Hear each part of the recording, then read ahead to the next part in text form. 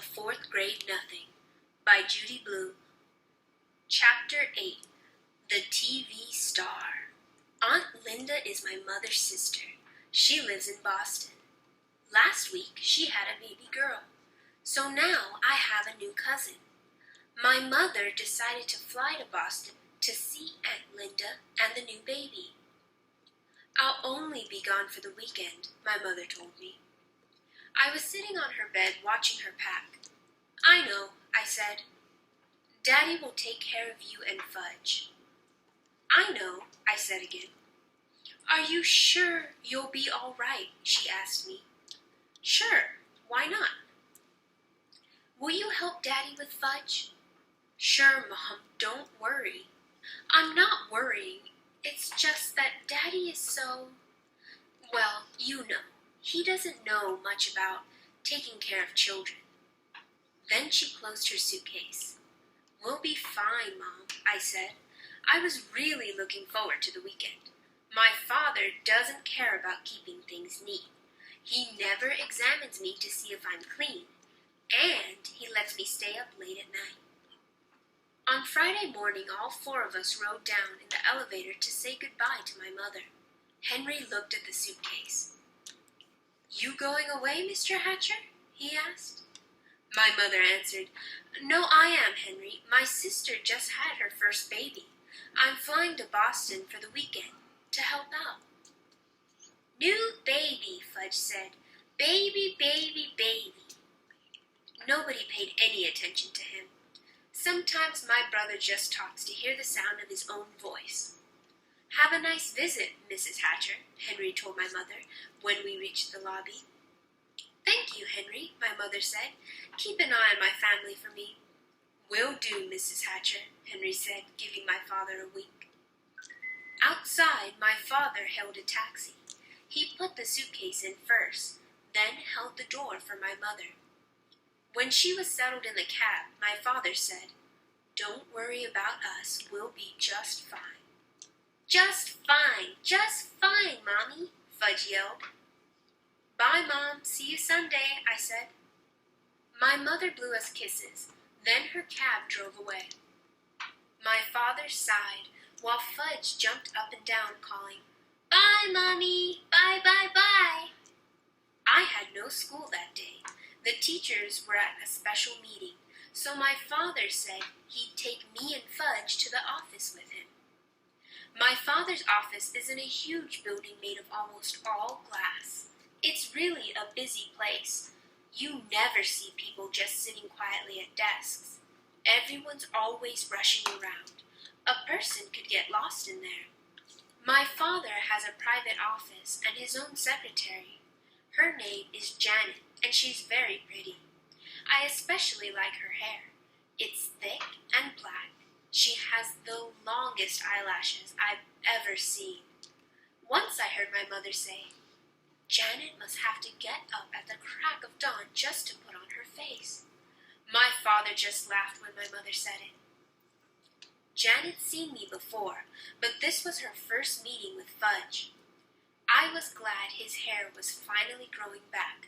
I explained right off about his teeth. He'll look a lot better when he's older, I said. He knocked out his front tooth, but when he's 6 or 7, he'll get new ones. See? Fudge said, opening his mouth. All gone. My father said, Janet, the boys are going to be here for the morning. Can you amuse them while I clear up some work? Certainly, Mr. Hatcher, Janet said. You go ahead into your office, and I'll take the boys on a tour of the rest of the agency. As soon as my father went into his private office, Janet took out her pocketbook. She reached in and came up with a hairbrush, some lipstick, and a bag of crackers. Want some? She asked me and Fudge. Okay, I said, taking a handful. Fudge did the same. The crackers were shaped like little goldfish. I nibbled while Janet fixed herself up. She had a big folding mirror in her desk drawer. She set it on top of her desk and went to work on herself. When she was finished, she looked exactly the same as when we came in. But I guess she didn't think so because she said, That's much better. Then she put all of her stuff away and took me by one hand and Fudge by the other. We walked down a long hall through a doorway and into another section of the agency. We came to a room where there were a bunch of kids with mothers. I guess there were at least 50 of them. Most of the kids were kind of small, like Fudge. Some were crying. "Is this a nursery school or what?" I asked Janet. She laughed. "They're here to try out for the new Toddle Bike commercial." "You mean they all want to be the kid who rides the Toddle Bike on TV?" "Yes, at least their mothers want them to be picked," Janet said. "But we can only use one." "You mean only one out of all of these kids is going to be picked?" "That's right," Janet said. "Who picks him?" I asked. "Your father and Mr. Denberg are doing it. But of course Mr. Vincent, the president of the Toddle Bike Company, has to approve." Just then, a door opened and a secretary came out. "Next," she called to the waiting kids. "My Murray's next," a mother said. "Oh, no, he's not," another mother called. "Sally is next." "Ladies, please, you'll all have a turn," the secretary said. Murray got to be next. He was a little red-headed kid. He wasn't in the other room for 2 minutes when the door opened and a big man with a cigar in his mouth came out. "No, no, no," he shouted. "He's not the type at all." Murray was crying. His mother yelled at the big man, "What do you know anyway? You wouldn't know a treasure if you found one." She shook her fist at him. Janet whispered to me, "That's Mr. Vincent, the president of Toddle Bike." Mr. Vincent walked down to the center of the room. He looked around at all the kids. When he looked over at us, he pointed and called, "There he is. That's the kid I want." I thought he meant me. I got excited. I could just see myself on TV riding the Toddle Bike. All my friends would turn on their sets and say, "Hey, look, there's Peter." While I was thinking about what fun it would be, Mr. Vincent came over to us and grabbed Fudge. He lifted him up. "Perfect," he cried. "He's perfect." The mothers who were waiting packed up their kids and left right away. Mr. Vincent took off with Fudge in his arms. Janet chased him. She called, "But Mr. Vincent, you don't understand." I ran after Janet. Mr. Vincent carried Fudge into the other room. He announced, "I found him myself, the perfect kid to ride the Toddle Bike in my new commercial." Mr. Vincent put Fudge down and took the cigar out of his mouth. There were 2 other men in the room. One of them was Mr. Denberg. The other one was my father. "Hi, Daddy," Fudge said. "George," my father told Mr. Vincent, "this is my son. He's no actor or model. He can't make your Toddle Bike commercial." "He doesn't have to be an actor or a model. He's perfect the way he is," Mr. Vincent insisted. "Now look, George, we want to make the best possible commercial for your company, but Fudge can't be the boy to ride the Toddle Bike." "Now you listen, Hatcher." Mr. Vincent raised his voice. I wondered why he called my father Hatcher, just like Mr. Yarby did. Mr. Vincent pointed at Fudge. "Either that kid rides my Toddle Bike, or I take my account to another advertising agency. It's that simple." My father looked at Mr. Denberg. "It's your decision, Warren," Mr. Denberg told my father.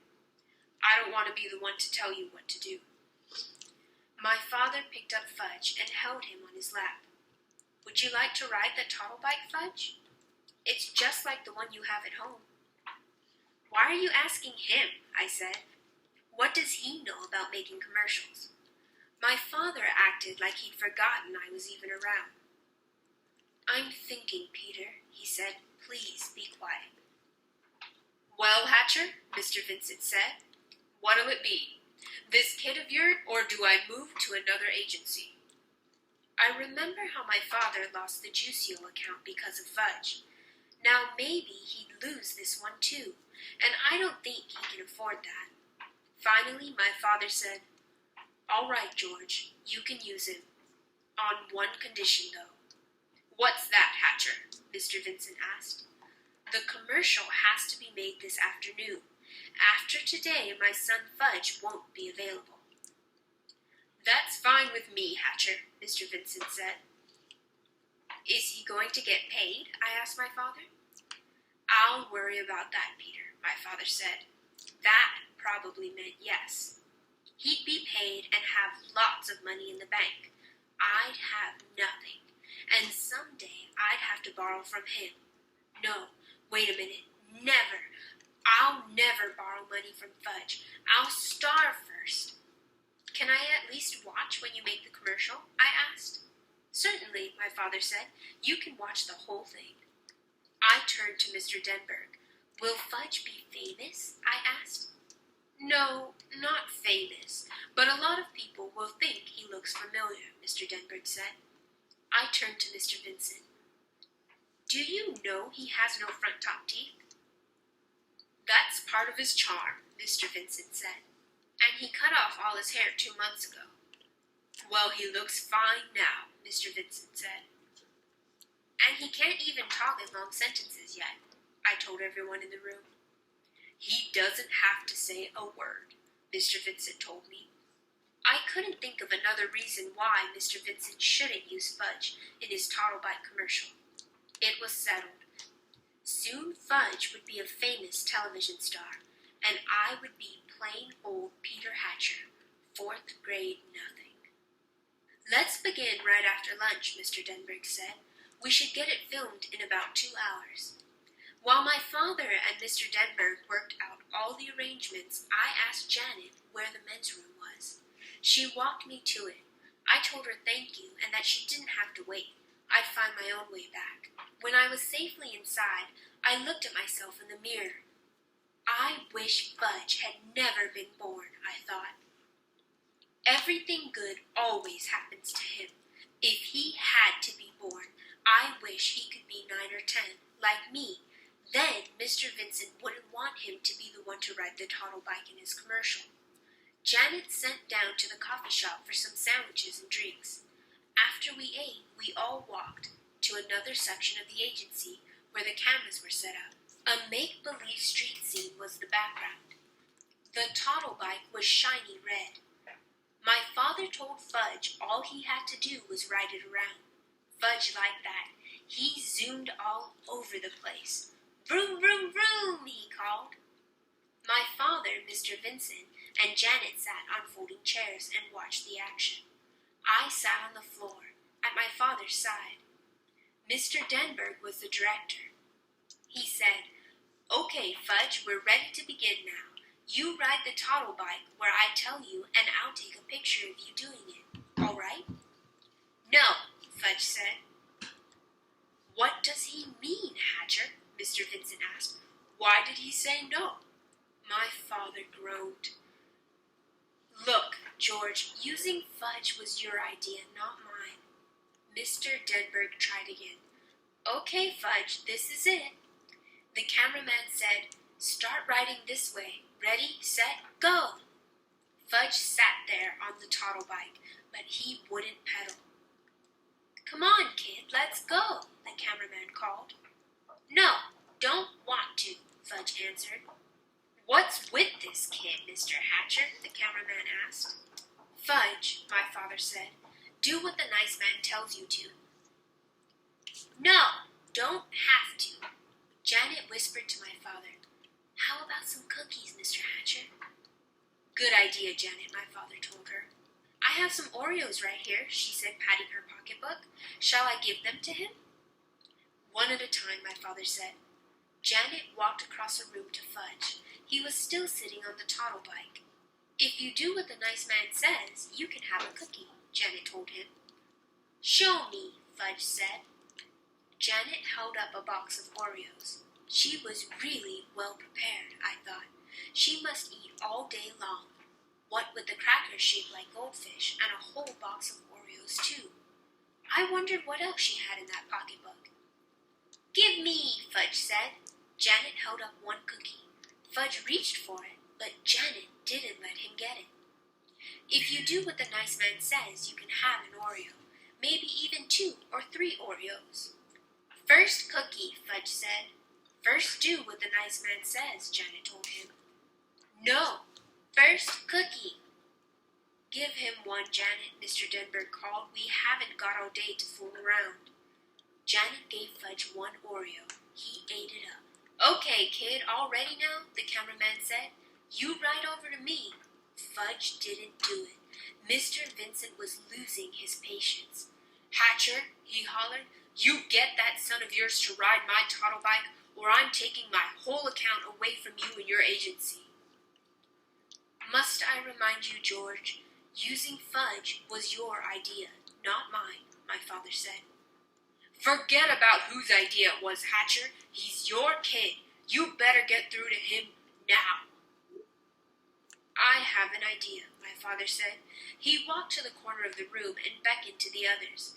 Mr. Denberg and Mr. Vincent gathered around him, along with the cameraman and Janet.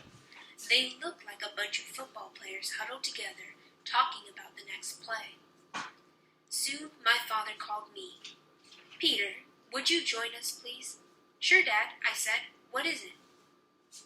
Peter, we want you to ride the toddle bike for us, to show Fudge how it's done. But he already knows how to ride, I said. Didn't you see him zooming around? He won't do it for the cameras, though, my father explained, so we need your help. Will I be in the commercial too? I asked. Well, the toddle bike is really for very young children, Mr. Denberg said. Otherwise, we'd have you do it in a minute. I got the message. It was like buying the shoes and like at Dr. Brown's office. They were going to use me to get Fudge to do what they wanted him to. I wondered how anybody would ever manage my brother without my help. I walked over to Fudge and told him I was going to ride the toddle bike. Get off, I said. Fudge held onto the bike. No, mine. It's not yours, my father told him. But Fudge wouldn't move for anything. He closed his eyes and screamed. Can he scream loud when he tries? So my father had to pull him off the toddle bike. Fudge kicked and kept screaming, and I'll bet Mr. Vincent was sorry that he ever spotted my brother in the first place. I got on the toddle bike. It was so small my knees practically touched the ground, but I managed to ride it around just where the cameraman told me to. See how nice Peter can ride the toddle bike? Janet said. Here, Peter, come have an Oreo. You did that so well, you can have 2 or 3 if you want. Fudge stopped screaming. Me, he said. What? My father asked him. Me, ride me. You can't ride as well as Peter can, Mr. Denberg said. Can so, Fudge told him. I don't think so, Mr. Denberg said. You already had a turn. You didn't do what I told you to do. Me! You want to try again? My father asked. Again, Fudge said. Again. Well, I don't know, Mr. Denberg said. Well, Mr. Vincent said, chewing on his cigar. Well, the cameraman said, scratching his head. Please, Fudge begged. I never heard my brother say please before. Mr. Denberg said, Okay, we'll give you 1 more chance. Fudge ran to the toddle bike. I got off and he jumped on. Now? He asked Mr. Denberg. Now, Mr. Denberg said. Ride this way, Fudge. Over here, towards me. Fudge did as he was told. Just like Peter, he said. See, just like Peter. Janet gave me a kiss on my cheek. You saved the day, Peter Hatcher, she said. When she wasn't looking, I wiped off my face. Her kiss was too juicy. Chapter 9. Just